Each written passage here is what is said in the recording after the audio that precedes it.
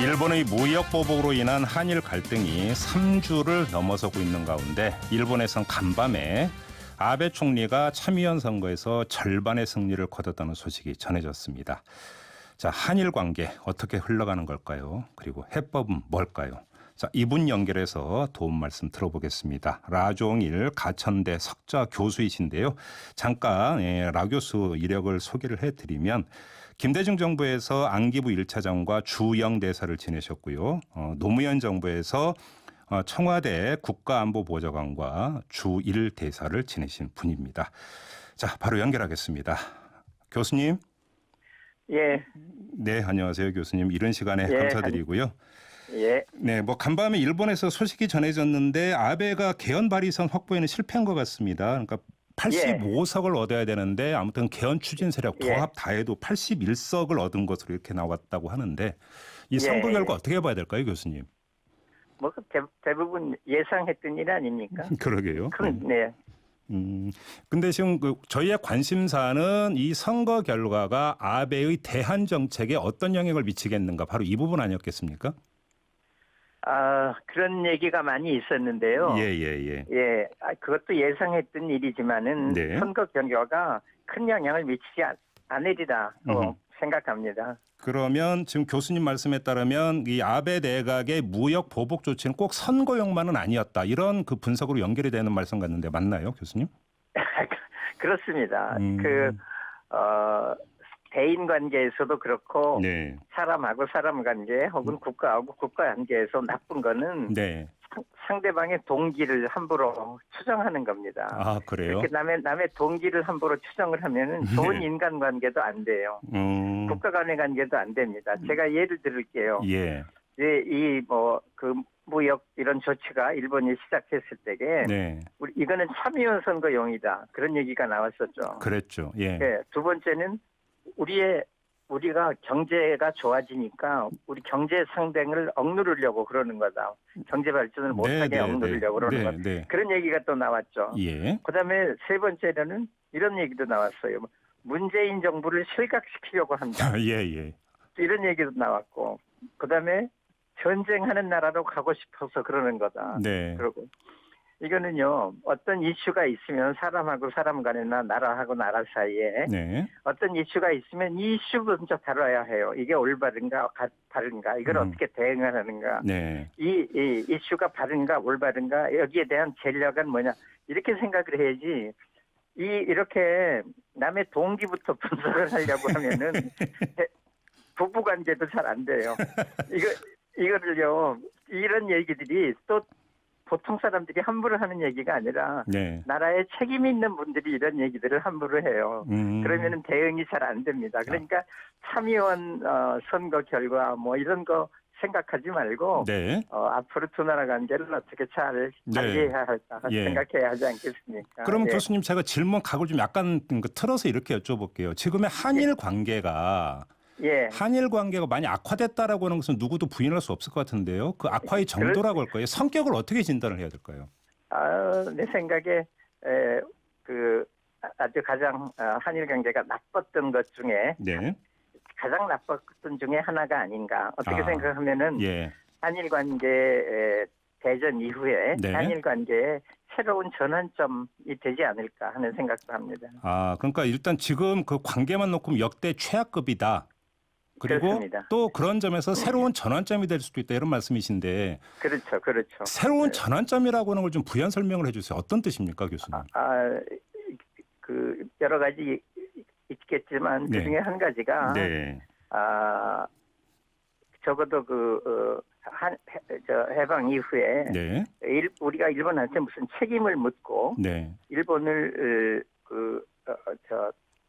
책임에 대해서 무슨 조치를 취하나 하는 거였는데 이게 어떻게 잘못하면은 거꾸로 돼요. 일본이 우리 보고 잘못한 거에 대해서 책임을 묻는 이런 식의 얘기가 돼요. 그러니까 우리가 상당히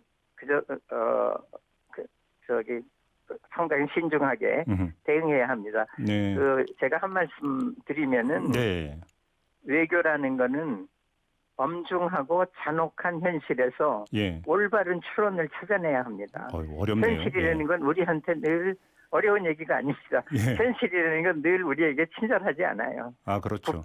국제 관계의 현실이라는 건 예. 잔혹해요. 예. 근데 현실이라는 건 잔혹한데 네. 이 잔혹한 현실에서 어떻게 올바른 추론을 찾아냈나? 네. 이게 외교입니다. 근데 그렇게 안 하고 네. 그냥 우리 감정에 너무 치우쳐서 대응을 한다면 네. 좋은 결과가 되기가 힘들죠. 네. 지금 교수님께서 그렇게 말씀을 주시면 바로 이제 해법에 대해서 안 여쭤볼 수가 없는데 지금 해법의 단초는 어디서부터 찾아야 된다고 봐야 될까요?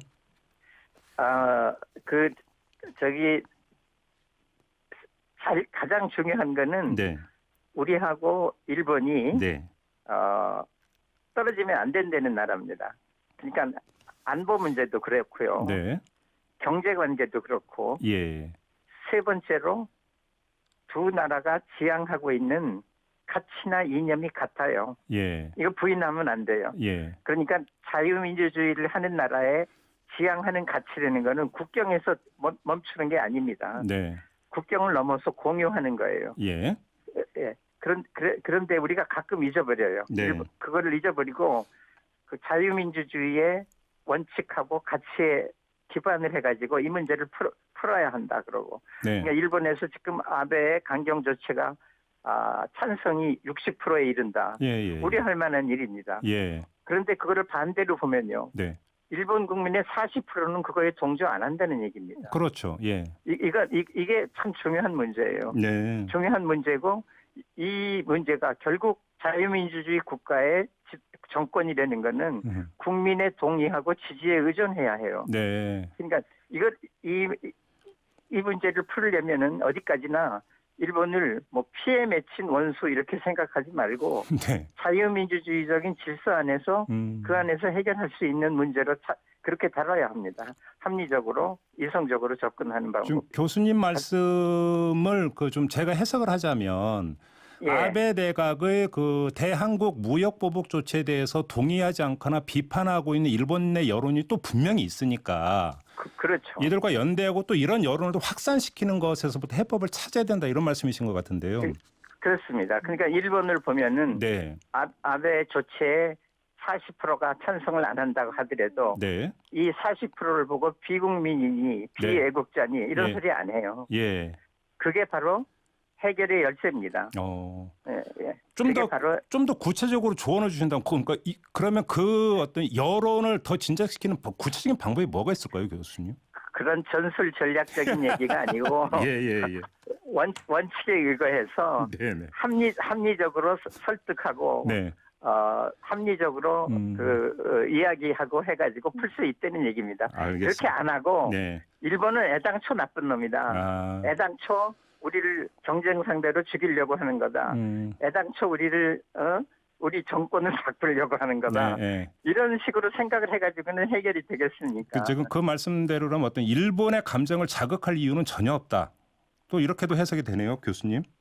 일본의 감정을 자극하기 전에 네. 우리 자신의 감정을 먼저 너무 자극을 해놓으면 안 됩니다. 알겠습니다. 근데 자, 우리 정부가 취할 수 있는 조치를 좀 좁혀가지고 예. 야당에서는 지금 대일 특사를 보내야 되는 거다 이런 주장을 하고 있는데 지금이 그 시점이고 또 간다고 성과가 나올 것인가 이런 또 반문도 있는데요. 참 옳은 말씀이십니다. 말씀하시는 게요. 예. 특사라는 거는 양측의 합의가 있어야 해요, 우선. 그렇죠. 그냥 우리가 무턱적으로 그 특사를 보낼 수도 없고 가장 좋은 특사는요. 네. 양측에 아무 부담도 없고 공개가 안 돼야 해요. 좋은 예를 들면은 미국하고 중국 관계가 굉장히 나쁠 때에 이거를 푼 게 키신저의 특사죠. 네. 키신저가 특사로 갔을 때에 미국 정부가 우리 특사 보낸다 하고 키신저를 보냅니까? 키신저는 미션이 실패하건 성공하건 양쪽에 아무 부담도 없잖아요. 인도에 갔다가 뭐 파키스탄에 갔다 중국에 갔다가 그냥 그런 게 외교의 그 작은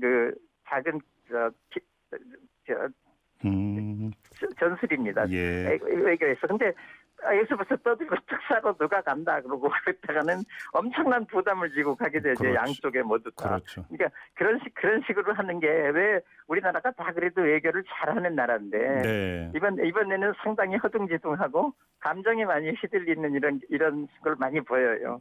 그러면 안 돼요. 그러니까 정부의 정책에 대한 비판이 있다고 이거는 뭐 비국민이다, 친일파다 이런 식으로 나오고 그러기로 하면은 우리 감정에 휘둘리면은 어떤 전략에도 이길 수가 없지 않습니까? 지금 교수님 말씀에 따르면 특사보다는 밀사에 더 가깝군요. 그러면. 아니요. 밀사라고 하면 또 너무 어마어마한 얘기가 되니까. 예. 그것부터가 네. 그게 저쪽하고 조율이 돼야 하죠. 알겠습니다. 키신저도 뭐 중국에 동의도 없이 그냥 몰래 들어갔겠습니다. 네. 예. 지금 국내 일각에서는 그 한일 군사정보보호협정 지소미아라고 하는 것 있지 않습니까? 이거가 어떤 옵션이 될 수도 있다 이런 주장이 나오고 있는데 이건 어떻게 보세요, 교수님? 옳지 않습니다. 왜 그러냐면요. 예. 지소미아가 일본의 이해관계만 관련되는 게 아니라 네. 우리 이해관계도 관련돼요. 우리 예. 안보에 굉장히 중요한 역할을 하는 거 아니에요. 네네. 예. 그런데 그거를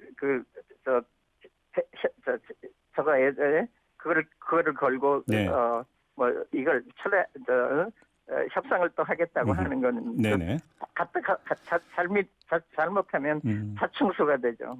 근데 자기를 이 지소미아를 꺼내는 데는 그러니까 이렇게 하면 미국의 또 이해관계가 있으니까 미국이 한일 간의 중재에 좀 적극적으로 나설 수 있는 카드 아니겠는가, 유인책 아니겠는가 이런 분석도 있는 것 같은데요. 그렇죠. 그런 유인책으로 미국을 움직여 가지고 예. 미국이 이걸 하면 우리 전략적인 피해가 크겠구나 하고 한다고 하는 경우에 네. 장기적으로 남을 수 있는 영향이 있죠. 나쁜 영향이. 네. 그러니까 이런 카드를 쓴다면 네. 또 이렇게 공개적으로 얘기를 안 해야죠. 공개적으로 얘기를 안 하고 예. 국내 여론이 굉장히 나쁘고 그래가지고 네. 잘못하면은 네. 안보 문제 같은데 나쁜 영향이 있을 수도 있다. 이런 얘기를 해야 하는데 예. 사실은 미국하고 일본하고 우리나라를 놓고 보면은 네. 안보 문제에 제일 우려가 되는 게 누굽니까? 일본도 조금 물러서 있고 미국도 물러서 있고 네. 우리가 안보 문제는 제일 관심을 써야 하는데 네네. 제일 안보에 취약한 나라가 제일 안보에 중요한 관건을 협상 레버리지로 내놓고 싸우겠다고 하는 게 네. 그렇게 현명한 일입니까? 알겠습니다. 예. 우리 정부가 이제 일본이 제안했던 제3국 중재의 설치 방안은 거부를 하지 않았습니까? 이거는 적절한 어떤 판단이었다고 평가하세요? 지금은 우리 정부의 제안이니까 네. 그걸 옳다 그러다 그렇고 얘기할 저거는 없고요. 예. 여하간에 지금은요 공개적인 제안을 서로 주고받고 하지 말고 조금 이면에 그래서 저는 정치인들이 예. 더구나 현역에서 좀 우애가 있는 정치인들이 네. 그리고 제발 말 함부로 안 하는 그런 예. 좀 신중한 타입의 이런 정치인들이 좀 예. 휴가 여행이라도 일본에 좀 가시고 그런 식으로라도 얘기를 하는 게 옳지 않겠습니까? 예. 그리고 한 가지는 확실한 게 네. 우리하고 일본은 떼놓을 수 없어요. 예. 좀 나쁜 놈들 이런 식으로만 생각하면 안 됩니다. 알겠습니다. 일각에서는 지금 이 국면에서 외교부의 존재감이 거의 어필이 안 된다 이렇게 비판을 하던데 이 평가에 대해서 어떻게 생각을 하세요? 외교부라고 무슨 일을 안 했겠습니까? 네. 저는 외교부에 잠깐 몸을 담았지만 네. 그 외교부 일하는 분들이 열심히 밤새우고 일하는 모습이 눈에 보이는 것 같아요. 그래요? 그런데 외교부가 그렇게 열심히 일하는 게 또 겉에 드러나는 것도 그렇게 좋은 일이 아닙니다. 그리고 예. 무슨 외교팀 경질 이런 얘기가 나오는데 네. 이런 건 절대 반대입니다. 드러나지 않을 뿐이다. 예. 속담에 네. 강을 건너가다가 말을 바꿔 타지 말라고 그러죠. 네네네. 그런 속담이 있잖아요. 알겠습니다. 지금은 아니에요. 만일 외교팀의 경질이 있다면 네. 일이 다 해결된 다음에 몇 년 지난 다음에 그랬으면 좋겠습니다. 알겠습니다. 좀 마무리해야 될 건데 마지막 질문으로 좀 이걸 좀 여쭤보고 싶어요. 어차피 좀 숙성의 시간이 좀 필요하다 이런 어떤 취지로 들리는데요. 언제쯤 돼야 한일 간에 좀 물꼬가 좀 트일 수 있다 이렇게 좀 한번 기대해 볼 수 있을까요? 중국 속담에 가까운 거는 눈앞에 있고 먼 거는 하늘 곁에 있다 그런 속담이 있어요. 예. 원제천변이라고 하는 그런 속담이 있어요. 예. 제 생각에는 쉽게 해결이 안 되리라고 생각합니다. 장기화될 거라고 보시군요. 그리고 빨리 해결되면 그만큼 그 해결이 단기간일 수도 있어요. 네. 장기간에 걸쳐서 양쪽에서 충분히 자기 처지, 남의 처지 객관적인 국제 현실을 숙고한 끝에 좀 좋은 해결이 나오기를 기대합니다. 그렇게 되리라고 믿습니다. 알겠습니다. 자, 말씀 여기까지 드릴게요. 고맙습니다, 교수님. 수고하셨습니다. 감사합니다. 지금까지 라종일 가천대 석좌 교수와 함께했습니다.